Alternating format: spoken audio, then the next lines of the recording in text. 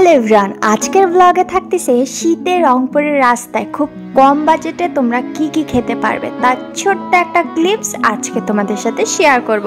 আশা করি আজকের ব্লগটা দেখতে তোমাদের ভালো লাগবে। এখানে আমি আর মামনি রেডি হয়ে বের হয়ে পড়লাম। দেখা যাক আমরা কি কি খেতে পারি, খেয়ে তোমাদের সাথে ছোট ছোট রিভিউ শেয়ার করব। আমাদের রাস্তার কিন্তু একদম মোড়েই বসে এই সিদ্ধ ডিম।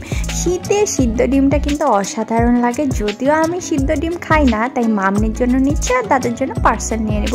তোমরা দেখতেই পারতেছ একদম গরম গরম সিদ্ধ ডিম কিন্তু তোমাদেরকে একদম ঝালের সাথে এখানে সার্ভ করবে। আর এখানে সিদ্ধ ডিমের দাম কিন্তু ছিল 20 টাকার মতো, যেটা আমি শুনছি সব জায়গাতেই সেম ছিল। আর সিদ্ধ ডিমের সাথে যে লবণ আর ঝালটা দেয় একটু কম দিছিল, তাই মামনি আবার বলতেছিল যে আর একটু বাড়ায় দাও। আর আমার দেখেও কিন্তু খুব ভালো লাগতেছে, যদিও আমি সিদ্ধ ডিম খাই না, তাই মামনি নিছে আর একটা দাদার জন্য পার্সেল এখানে রেডি হচ্ছে। আর এই ঝালটা কিন্তু অসাধারণ ছিল, বাড়িতে নিয়ে আসছিলাম, আমি কিন্তু এই ঝালটা একটু টেস্ট করে দেখছি, অসাধারণ। তোমরাও কিন্তু শীতের এরকম রাতের দিকে একটু সিদ্ধ ডিম খেতেও পারো। মামনি বলতেছিল একটু কম হবে না, দামটা 15 টাকা হলে বেশি ভালো হইতো। এইসবই কথাবার্তা চলতেছিল। আর ডিমটা কিন্তু খুবই গরম ছিল।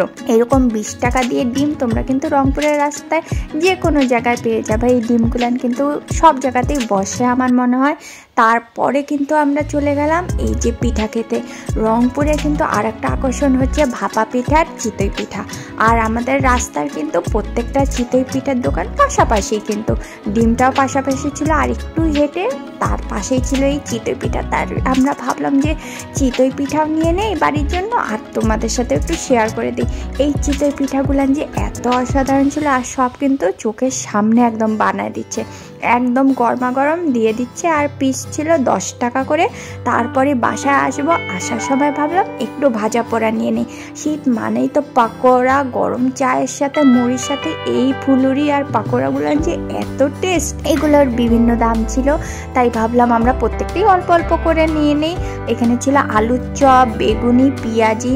আমরাও নিয়েছি আলুর চপ, বেগুনি, পেঁয়াজি, কিন্তু বেগুনির দাম 10 টাকা হয়ে গেছে, এটা আমার জানা ছিল না, তাই বেগুনিটা আমরা কম নিছি। 10 টাকা করে আমার দামটা একটু বেশি মনে হয়েছে। এগুলো সবই আমাদের পাড়ার রাস্তাতেই একদম সারি ধরে বসে, তাই ভাবলাম আজকে যখন শীতের বিকেলে খেতে বের হয়েছি, তাই তোমাদের সাথে একটু শেয়ার করে দিলাম। আশা করি আজকের এই মিনি ফুড ব্লগটা দেখতে তোমাদের ভালো লাগছে। শীতে কিন্তু এইসব খাওয়ার দাওয়া রংপুরের রাস্তায় ভরপুর। তোমরা যারা রংপুরে আসো অবশ্যই কিন্তু ট্রাই করে দেখতেই পারো, খুব কম বাজেটের মধ্যেই খুব সুন্দর সুন্দর খাবার পাওয়া যায়। আবার দেখা হবে নতুন কোনো ব্লগে, ততক্ষণের জন্য বাই বাই।